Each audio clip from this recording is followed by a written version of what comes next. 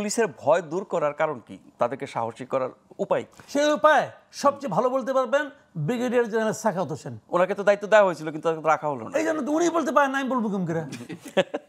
উনি তো বলতে গেছিল না, এখন বর্তমান এবং উনি কিন্তু 3 দিনের মাথায় অনেক কিছু করে ফেলেছিল। তার মানে হ্যাঁ, আমি যদি বলি একটা মারাত্মক কথা বলি, মারাত্মক কথাটা হলো যে এই সরকারই আসলে চায় না এগুলো হোক। এই সরকারই চায় নাই এটা। এই যে একটা আন্দোলন ছিল, আন্দোলনের যে চেতনা, সেই চেতনাটা কি ছিল? যে স্বৈরাচার বিরোধী একটা চেতনা। স্বৈরাচারে কে বসে আছে চেহারাটার দিকে তাকাবো না, তার কাজটার দিকে তাকাবো।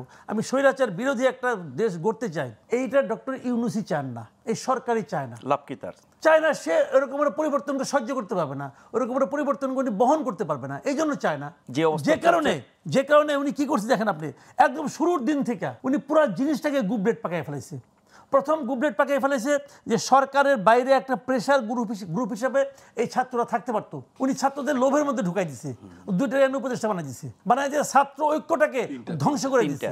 এটা ইন্টেনশনালি উনি করছেন। তারপরে কি করছে, এই ছাত্রগুলির একটা পলিটিক্যাল পার্টি বানাইতে বলছি, তোমরা একটা পলিটিক্যাল পার্টি বানাও। তার মানে পার্টি বানানো যখন পদত্যাগীরা আসেন হাইদ ইসলাম, তখন ওনারা প্রেস সেক্রেটারি বলে দিছে যে তুমি যে বলবা যে তুমি তো আগামী দিনে প্রধানমন্ত্রী। প্রেস সেক্রেটারি কয়ে দিছে যে নাহিদ ইসলাম আগামী দিনে প্রধানমন্ত্রী বলছে। তো তার মানে কি, তার মধ্যে লোভটা ঢুকাই দিছে, এবং লোভ ঢুকাই দেওয়ার মাধ্যমে কি করছে, ছাত্রদেরকে রাজনীতিতে নিয়ে আসছে।